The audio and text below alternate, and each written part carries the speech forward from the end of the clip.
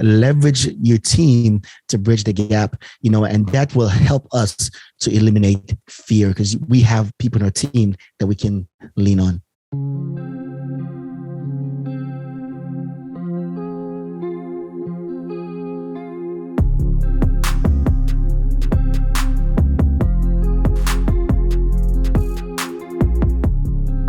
Welcome to the Conscious Investor. Let's get started.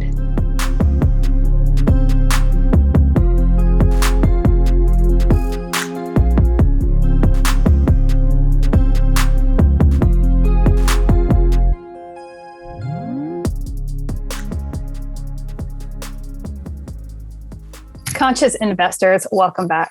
I am, as always, so grateful for the people that I am blessed to have in my life. And this recording right now, this conversation is so long overdue. It should have happened 2 years ago. And yet all things happen in the right timing. And this is just, I have no doubt every conversation I have with Hutch is always exceptional, like off the hook, amazing. His mindset is so powerful and so strong. And his acumen when it comes to investing is so off the charts. It's like, you're not going to meet another person that has like the best of both worlds in the same capacity. So I am just absolutely grateful and excited, and doubly grateful because Hutch, he is serving our country. He's currently stationed in Japan. And so he's on this wild time zone ride, and he's had like 2 hours of sleep and is here recording with me so that we can serve you, because that's how big his heart is and his dedication. Hutch, you are one of my favorites always. And I just want to say thank you so much. Welcome to the Conscious Investor. Julie, greatly appreciated. Look, sometimes you show up in relationships, or you show up in other people's life, and it's very easy to bring value, very easy to be a positive source of energy, right? Not everyone can facilitate that, and you do that superbly, so appreciate you as well. Oh my goodness. Well, I will tell you, one of my favorite experiences, and the first time that we met in person, was when we were at Joe Fairless's Best Ever conference last February. And it was so fun. By the way, listeners, if you didn't listen to the podcast episode with Joe, make sure you go back and listen to that. He's like exceptional. I really appreciate him. But at that event, you had the podcast booth. And it was just such a surreal moment to be like, oh my gosh, we get to meet in person. And you, Abel Pacheco, and I were just there talking real estate and mindset as people are walking by. And it was one of my favorite experiences for sure. Yeah, just raw, solid, impromptu content.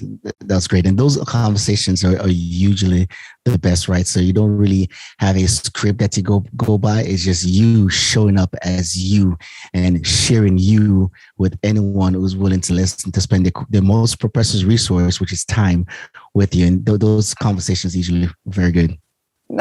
Absolutely. Yeah. Absolutely. Well, normally you and I would just go straight for the gusto of mindset. So I'm going to throw both of us a curveball here and say, hey, let's talk real estate, which sounds really funny, to say that, except that we really do gravitate towards that mindset bend. But you have, and it's currently, when we're recording, it's still an open opportunity, a 506C accredited investors only, which is why we're going to talk about this in a variety of ways. So if you can always reach out to Hutch if you're looking for a good investment. I'm already going to this plug right up front. Like if you need a place and you're accredited and you need a place for your capital immediately, you should reach out and see if this opportunity is still available. So Hutch, I saw little bits. I saw some of the teasers come through my inbox and everything, but I haven't been able to dig into this deal. And the reason I wanted to actually talk about the deal is because that's what people are talking about or not talking about right now. It's an interesting market, and to get a deal put together that works for our investors as well as the seller, because everybody should win. And so that shows a dedication, a persistence, strong relationships. It shows and demonstrates so much about what, your company has been able to accomplish. So kind of tell us, like, again, this is so funny because we don't normally talk like this on The Conscious Investor, and you and I don't, but I think this is important for people to hear. Yes, 100%. So it's funny that you mentioned us meeting at the best ever conference, because look, when you go to places like those, you usually have certain, especially if you've been to a few conferences, you go there with a purpose or a few goals, right?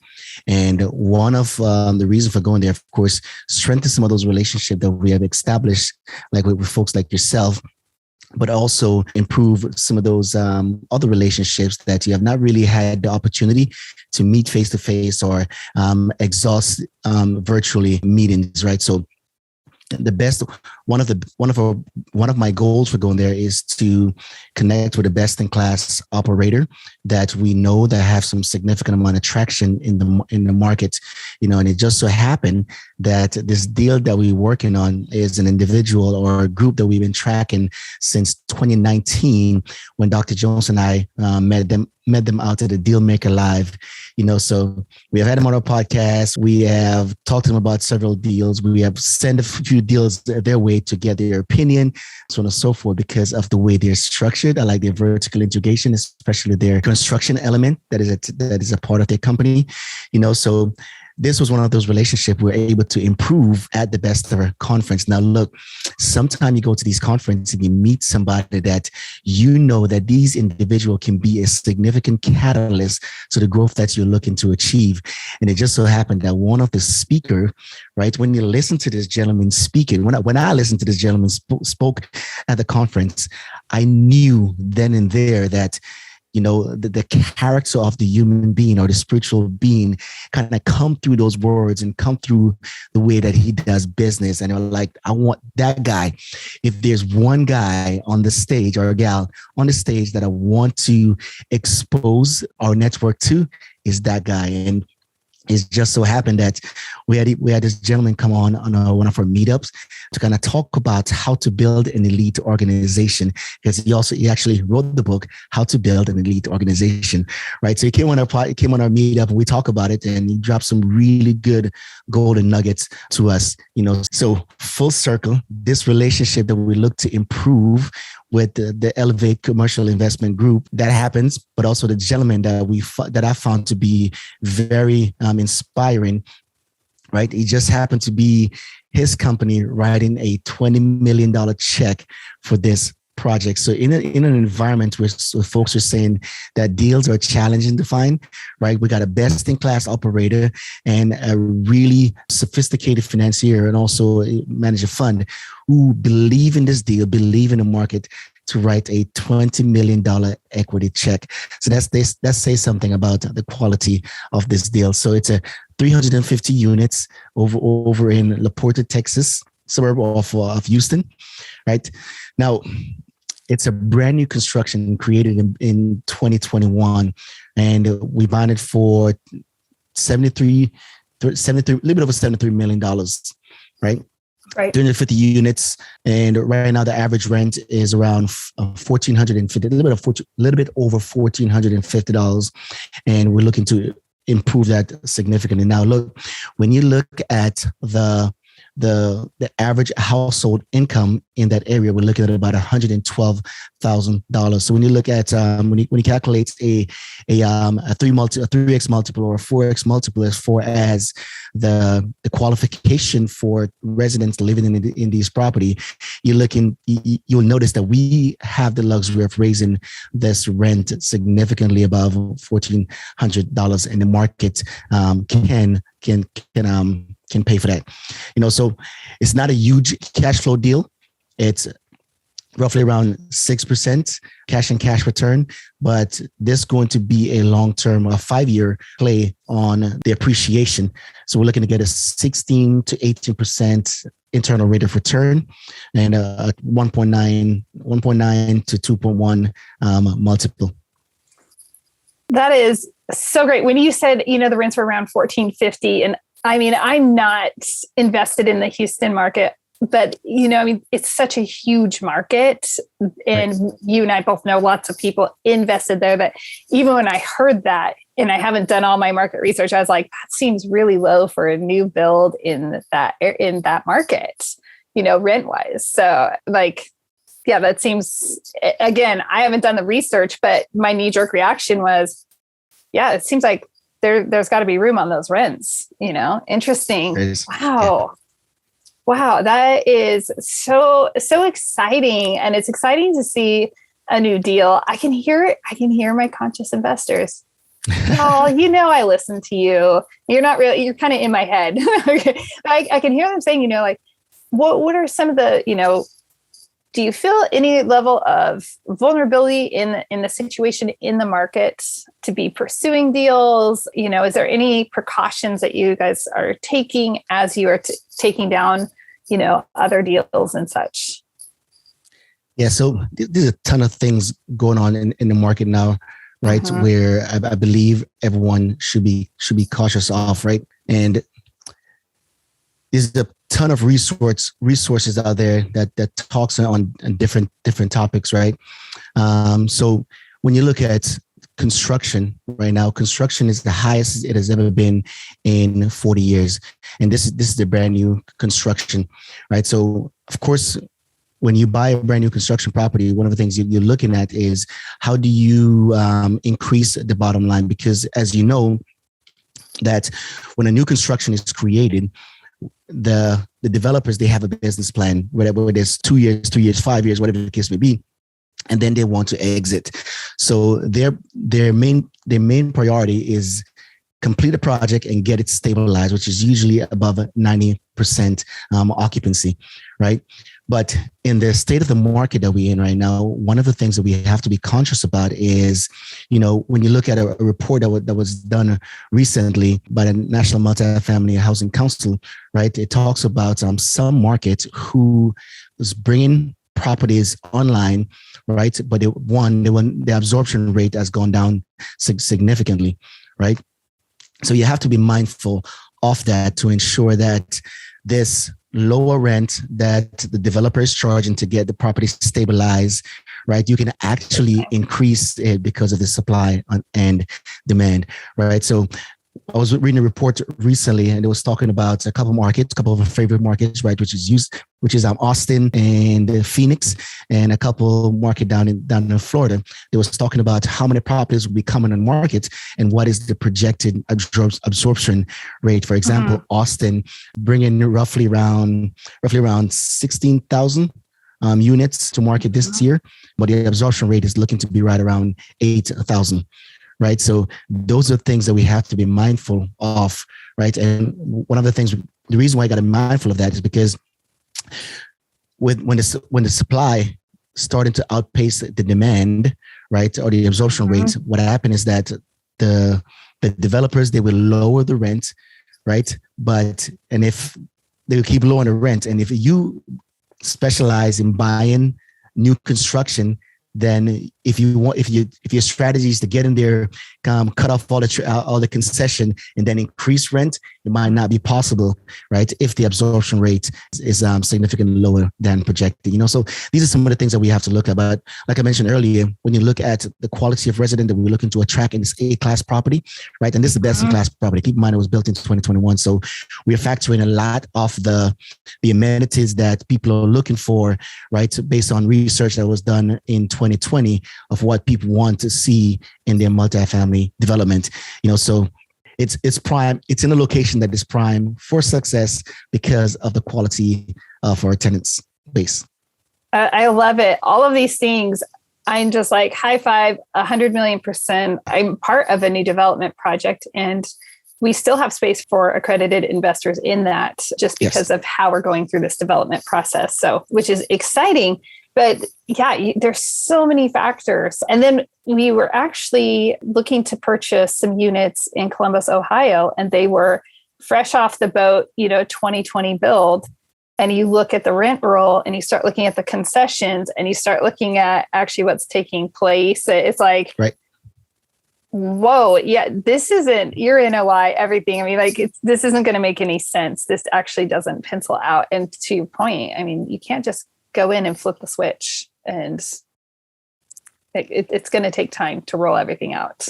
Yes, some will definitely take time. So this is the reason why we want to be working with best in class operator who are actually in the markets. And as far as the speed of implementation, because they're vertically integrated, right?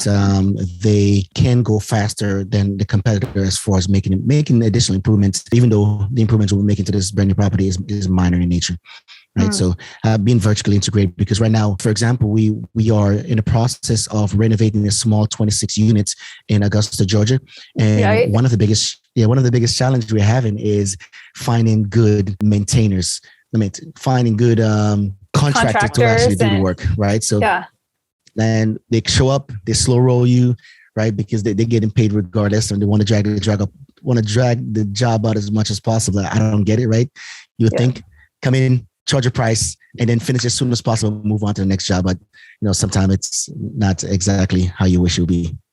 Oh my gosh. I hear you. I like, wow. I like to have signed contracts, not open-ended, estimates that just go through. I'm like, oh gosh, it's insane. So, I love how, and I think that this really, I'm going to just bring this straight to the surface. And that is, here you are, across the ocean, serving in Japan, and you're tackling this over here. I'm like, your capacity, your bandwidth.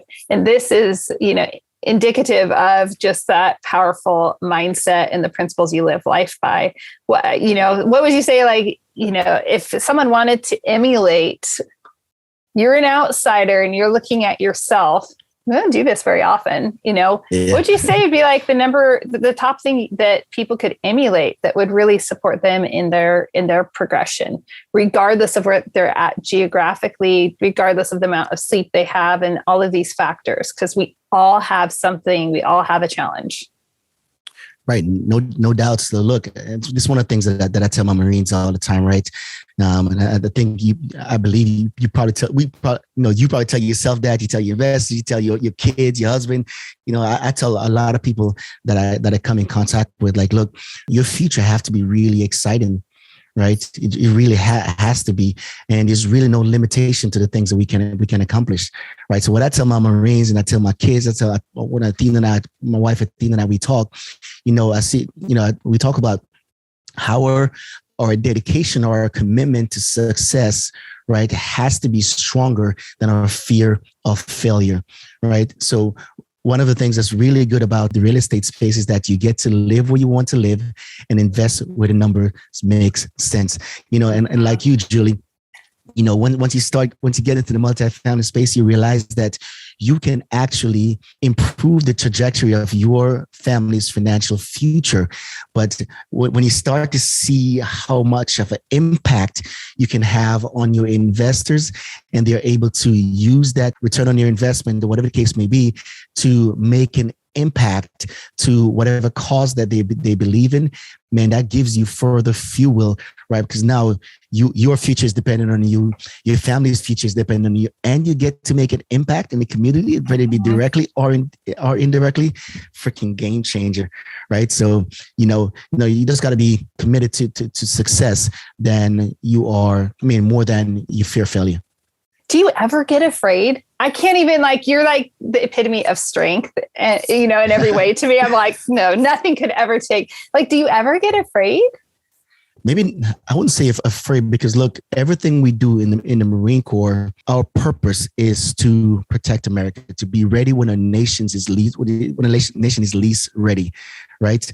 So we're here to fulfill America's national defense strategy. So what comes with that is a lot of long-term planning, right? And team building and, training, failing, succeeding and failing and failing and failing and failing and succeeding. As long as we're not killing people in training, we can run through a battle drill over and over until we have the best course of action, to where we get a 75 to 80% solution to the way we believe our enemy is going to fight, or how we believe the market is going to adjust to inflation, or the market is going to adjust to the rise in interest rates, so on and so forth. So when you go through those things over and over again, then you can eliminate fear by becoming more competent in the things that you're committed to. So building teams to bridge the gap in areas that you might not be strong.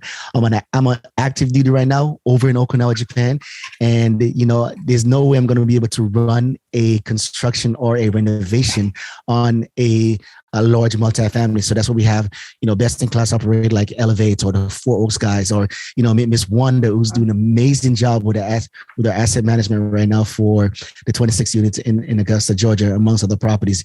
Leverage your team to bridge the gap, and that will help us to eliminate fear, because we have people in our team that we can lean on. Yeah. Dude, this is like knowledge bomb, and I absolutely love it, because you hear who was it? I'm looking over. I know John Acuff's book Start. It says on the front cover, it says "Punch fear in the face," and a lot of people talk about it. That was a quote that was going around for a long time out there, and that's great. It's great to think like I could go punch fear in the face, but most people would be like, "That sounds good, but I tried to do it and I don't know how to punch." Or I don't. And so like, I love the practicality of what you were saying, Hutch, because you're like, hey, take action. Like, okay, if you're afraid of something and you've identified it, now make that so it's no longer your vulnerability, become strong in that spot. And now you'll be ready for it, and you don't have to be afraid. Yeah, 100%. Love it. Yeah. I really want to bring that to really to a conscious level for people, for, the conscious investors out there, because that's an incredible transferable tool, no matter what you are doing in life, from relationships to business to, serving in your community, dealing with, relationships at the grocery store. I don't know, wherever you are going to be able to implement this. You might just have that cashier that you want to avoid. I don't know. Develop your strategy. Yeah, 100%. So, it all depends on how you show up as well, right? Because you can have the greatest team around you, but if you're showing up as a shitty human being, what are the chances of these people helping you to accomplish the things that you believe you should be committed to? So it's really important to always analyze how you're showing up. So when you walk up to that cashier, who usually have a very stern, mean look in her face, right? You can walk up with a smile, and you will be surprised. Maybe that's all it needs, right? For this person who are dealing with people who have been asked all day, right? To show that you are a different spiritual being, you bring a different kind of energy. So whether you're greeting the cashier at the grocery store, or you're talking to a multifamily or a super high net worth individual, right? The way you show up really matters. So being the best representation of yourself, So a lot of times, in business or in an organization, or even in your personal life, thoughts will appear to us unformatted, right? And it's our duty and responsibility to organize their thoughts, right? And so we get to organize that thought and make sure that our thought process is actually moving the needle forward, to get us better. So whether it's in relationship or in business, right? Formulated thoughts. And that's what we do in the Marine Corps, right? We know what the mission is going to be. We understand our capability, right? And what relationship do we need to create around the world to be able to navigate the world's littorals, right? Or be able to get through some landmass to actually get to the objectives. It's really no difference in business, tactics and strategy. All the stuff is transferable. Also in your personal life, how much do we believe how much do we begin things with the end in mind, and actually go through the process, to realize, the things that we aspiring to accomplish. I love that. I just love it. I'm just like, keep talking, keep more. Yeah, go ahead.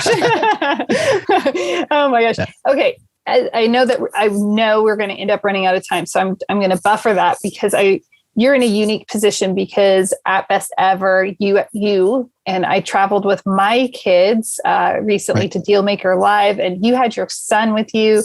We got to celebrate his 18th birthday, and he's such a gentleman, and my goodness, just like very distinguished. I mean, the way he carries himself, and just engages with the other people around him. It's just really phenomenal young man. Like, this is why I believe the future is not in terrible hands, like a lot of people think. A lot of people are like, oh gosh, those young kids. And that I see this group that's rising up, that maybe they're not the majority, but they are so strong that it gives me hope. I'm like, no, that we're going to be A-okay. When we're old people, we're going to be just fine, because this is a great generation coming up.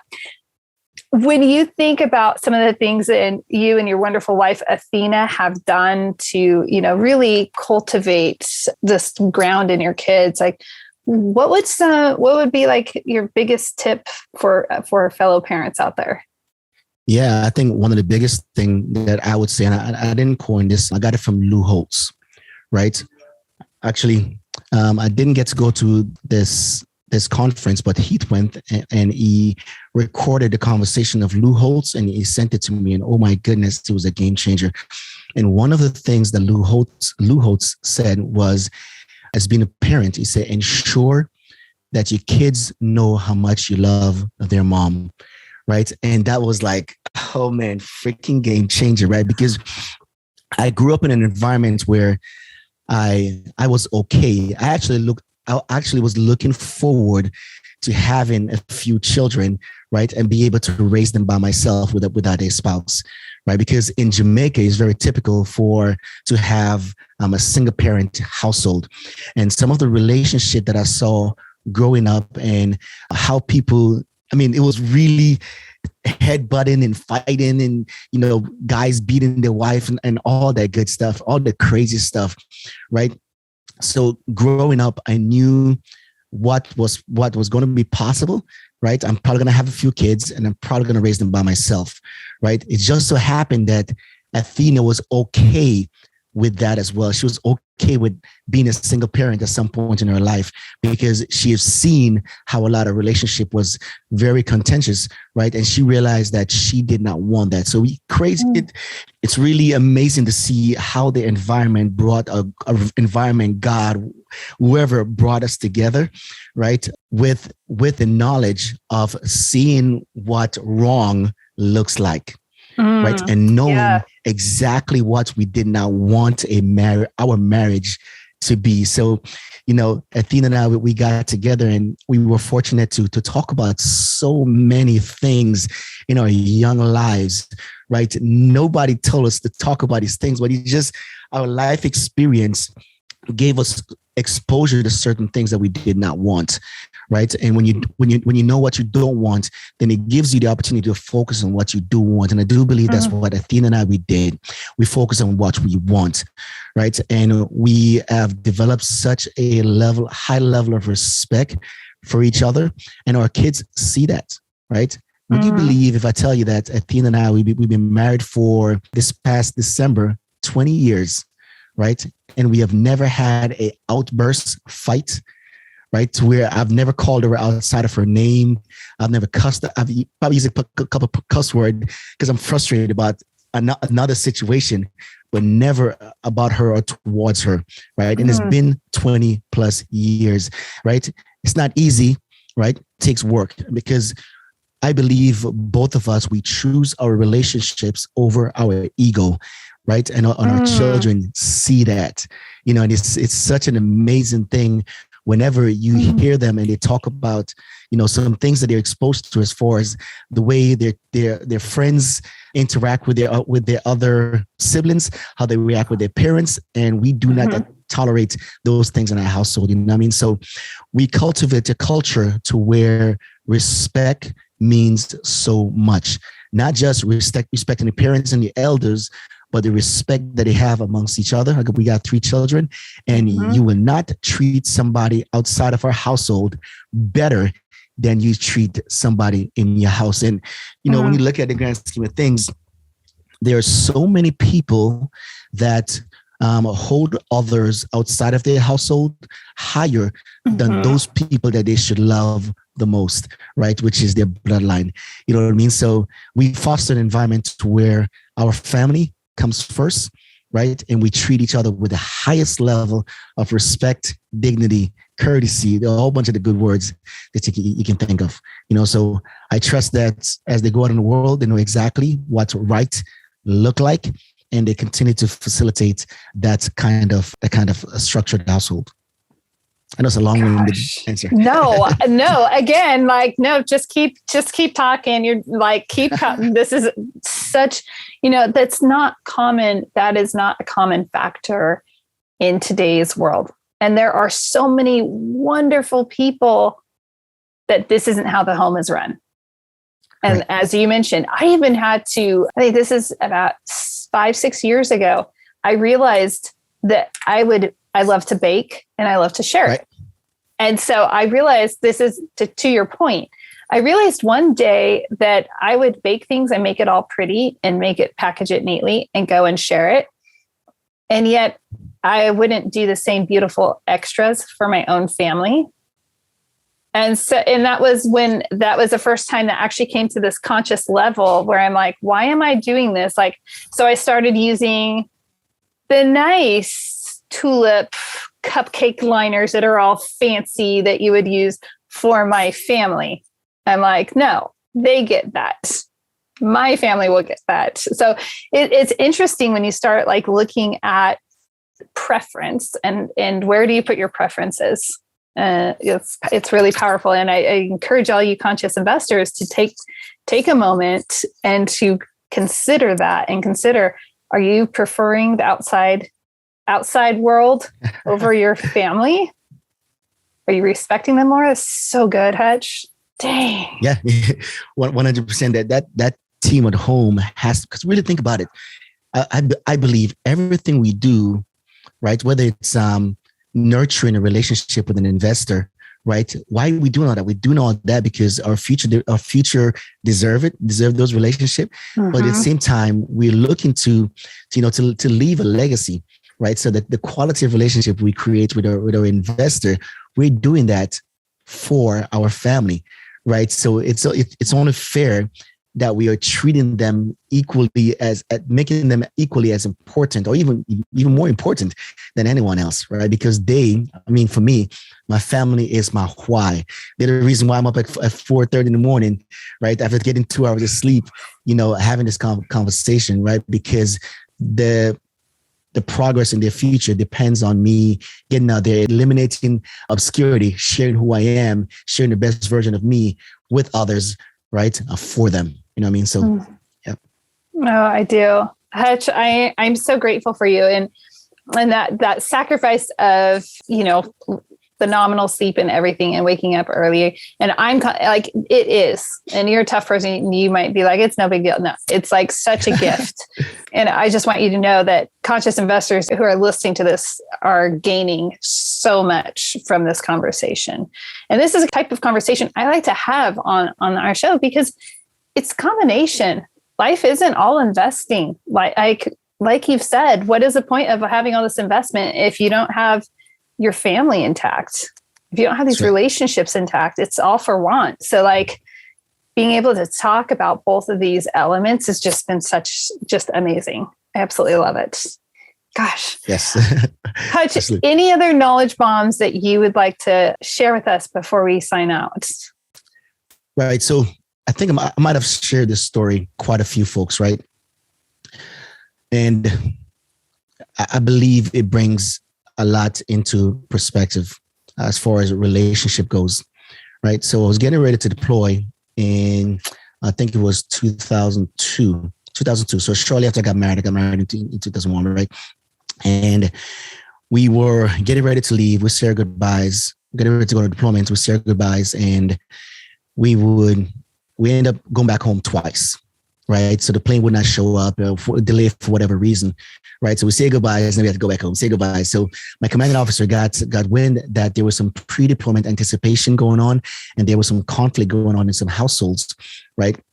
So he brought in the chaplain to talk to us about, conflict resolution, or being able to speak to people better, or even to improve a relationship. And he said something that stuck with me.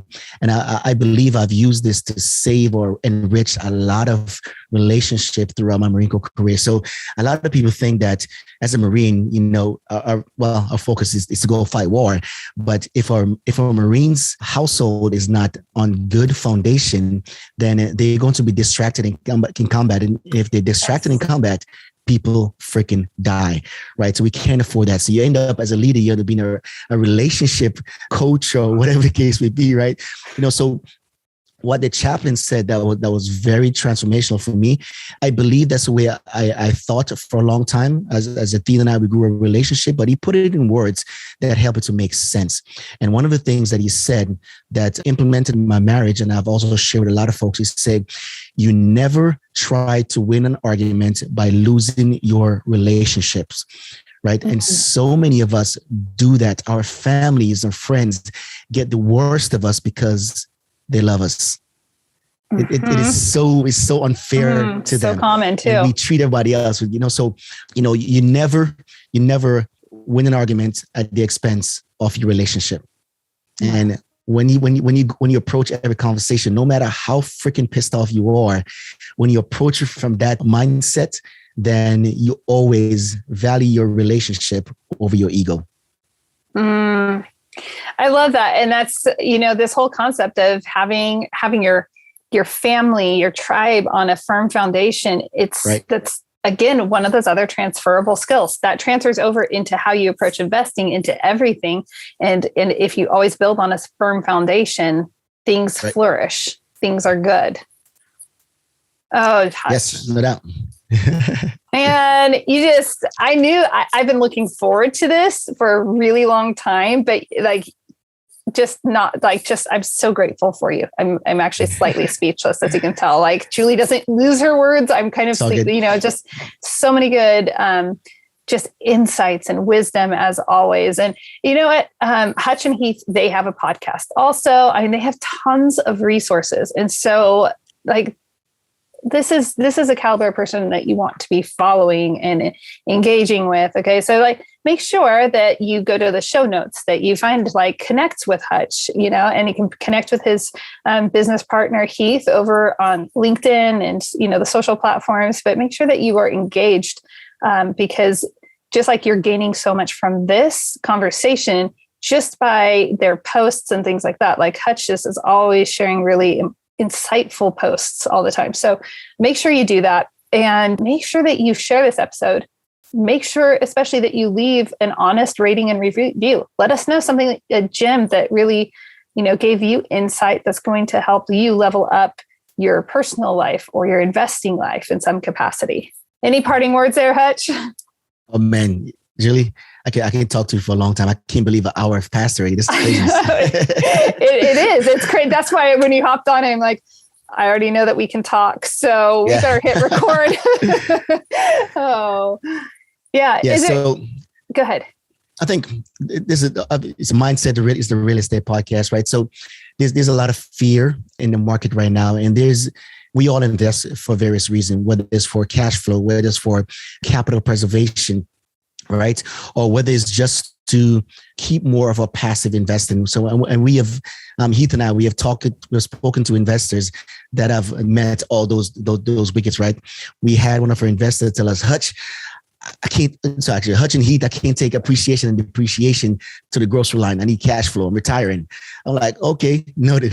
So we also had investors like, look, I got $500,000 that I need to put someplace, right? And all I'm looking for is to offset the amount of taxes that I need to pay this year.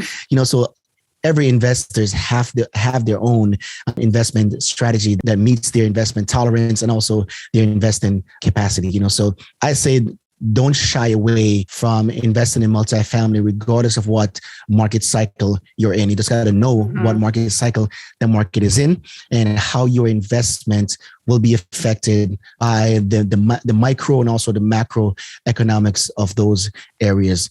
So whether you're in new construction development or you're in value add opportunities, right? The money to be made as long as you're working with the best in class operators, right? You have your own investment criteria.